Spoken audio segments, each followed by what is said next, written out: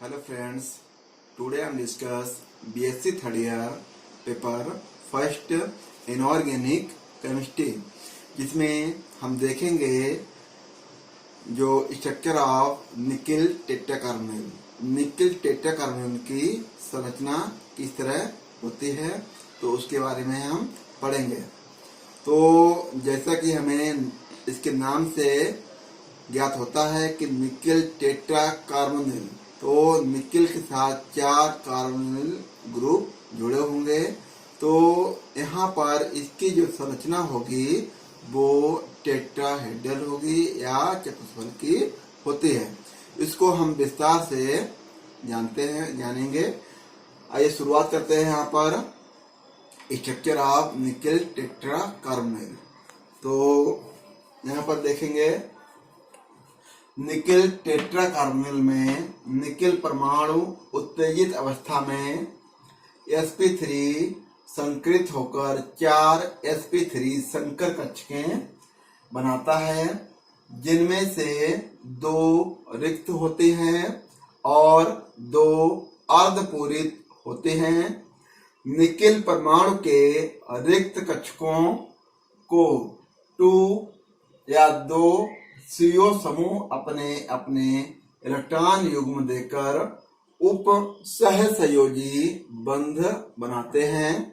शेष 2 CO समूह अर्धपूरित sp3 संकृत कक्षकों के साथ सिग्मा बंध बनाते हैं और अर्धपूरित 3D कक्षकों के साथ पाई बंध बनाते हैं।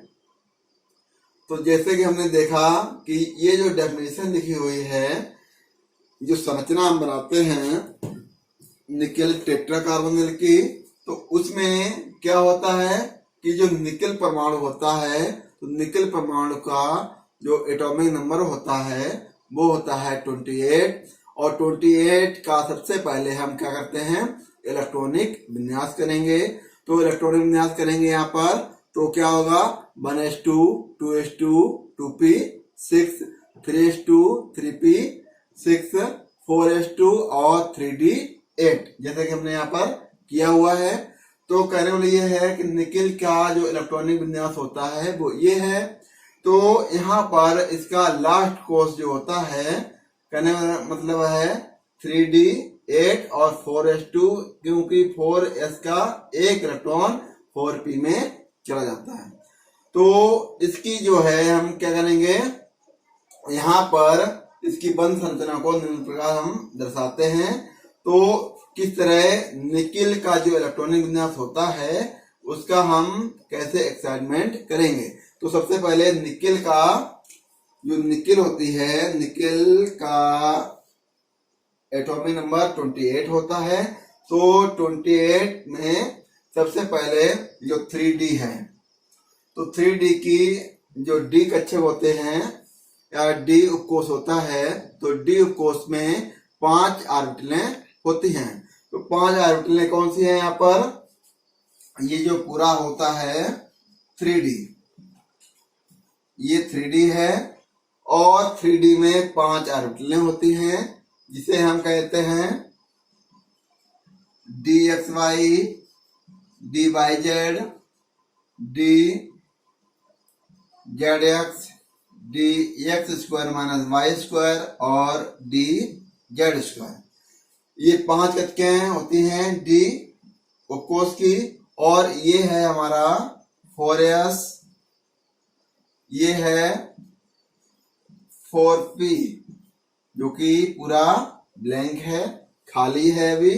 तो निकिल की जो ग्राउंड स्टेट होती है या सामान्य अवस्था होती है, उसमें निकिल के 3D उपकोष में 8 इलेक्ट्रॉन होते हैं, जैसे कि हमने यहाँ पर फिल किए हुए हैं, और 4s में 2 इलेक्ट्रॉन होते हैं, जैसे कि यहाँ पर हमने किया ही है, और 4p पूरा ब्लैंक होता है। नेक्स्ट इसकी जो स्टेज होगी निकिल की एक्साइटेड स्टेट, मतलब कि उत्तेजित अवस्था। तो निकिल की जो उत्तेजित अवस्था होती है, तो वहां क्या होता है कि लास्ट कोष या लास्ट जो ऑर्बिटल होता है, वहां से एक इलेक्ट्रॉन क्या होता है, एक्साइट होकर दूसरे ऑर्बिटल में चला जाता है। तो यहाँ पर हम देखते हैं क्योंकि 3D जो है यहाँ ये पीछे रह गया और इसके आगे वाले में ही इलेक्ट्रॉन एक्साइट हो जाएगा। तो कहने वाला ये है कि जो 3D है उसमें 8 इलेक्ट्रॉन ही फिल हैं, जबकि 4s में 2 इलेक्ट्रॉन यहाँ थे, तो 1 इलेक्ट्रॉन यहाँ से, ये जो है इलेक्ट्रॉन यहाँ से एक्साइट होकर कहाँ चला गया, ये 4px में, ये px होता है, ये py होता है, ये pz होता है। तो 1 इलेक्ट्रॉन यहाँ से एक्साइट होकर px में चला जाता है। तो कंडीशन इस टाइप की बनती है। जब कंडीशन इस टाइप की बनेगी तो इसको हम क्या कहते हैं, ये पूरा जो है हमें लेना है, तो इसको कहेंगे हम sp3 हाइब्रिडाइजेशन या sp3 संकरण कहते हैं। अब जो sp3 संकरण हुआ है उसमें क्या होता है कि दो इसके px में py और pz जो है 2 ब्लैंक हैं, जबकि ये 2 कक्षक हैं वो कैसे हैं, अर्धपूरित हैं।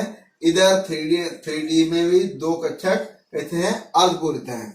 अब जो है यहाँ पर 2 इसके जो हैं अर्धपूरित कक्षक हैं sp3 में, वो उसमें क्या होंगे, जो CO समूह लिए हैं निकेल टेट्राकार्बन में, CO जो है कार्बन मोनोऑक्साइड के इलेक्ट्रॉन क्या बनाते हैं, सिग्मा बॉन्ड बनाते हैं। जबकि 3D में जो 2 अर्धपूरित कक्षक हैं उनके साथ जो CO समूह हैं वो क्या बनाते हैं, पाई बॉन्ड बनाते हैं। तो यहाँ पर हम देखे यही देख रहे हैं कि 3D जो कक्षक हैं जो कि अर्धपूरित है उनके साथ CO समूह क्या करता है, एक पाई बॉन्ड बनाता है, और जबकि जो हमारे sp3 हाइब्रिडाइजेशन है उसके साथ CO समूह क्या बनाता है, सिग्मा बॉन्ड बनाता है। तो इस तरह जो संरचना होती है निकेल टेट्राकार्बोनिल की वो कैसी होगी, चतुष्फलकी होगी, क्योंकि sp3 हाइब्रिडाइजेशन जिसका होता है वो चतुष्फलकी होता है। तो यहाँ हमने स्ट्रक्चर ऑफ निकेल टेट्राकार्बोनिल की जो संरचना यहाँ पर बनाई हुई है उसको एक बार समझेंगे कि जो निकेल है उससे क्या जुड़ा हुआ है, एक CO ये, एक CO ये, एक CO ये, एक CO ये। तो निकेल टेट्राकार्बोनिल की इस तरह संरचना बनेगी। और इसकी एक और तरीके की संरचना बनती है जो कि पूरी कैसी होती है, चतुष्फलकी होती है और टेट्राहेड्रल होती है। कहने वाला ये है कि निकेल टेट्राकार्बोनिल की जो संरचना होगी वो चतुष्फलकी होगी। और यहाँ पर जैसे कि पूरा विस्तार से हमने समझाया है कि जो 3D में भी 2 रिक्त कक्षके हैं उनके साथ CO क्या करता है, और इसी तरह जो sp3 में भी 2 कक्षके अर्धपूरित हैं और 2 ब्लैंक हैं, तो उनके साथ भी क्या करेगा, तो CO समूह यहाँ पर 2 अर्धपूरित कक्षकों के साथ सिग्मा बॉन्ड बनाते हैं और जो ब्लैंक हैं उनके साथ भी सिग्मा बॉन्ड बनाता है। जबकि 3D कक्षक जो होती है उनके साथ CO समूह जो है पाई बॉन्ड का निर्माण करता है। तो इस तरह यहाँ पर जो सिग्मा बॉन्ड बने हुए हैं sp3 उसके, तो ये चतुष्फलकी संरचना का एक उदाहरण है। तो निकेल टेट्राकार्बोनिल की जो संरचना होती है वो चतुष्फलकी होती है। तो इसको एक बार फिर से इसकी डेफिनेशन के ऊपर हम चलते हैं और इसको फिर से एक बार डेफिनेशन देख के और इसको क्लैरिफाई करेंगे हम कि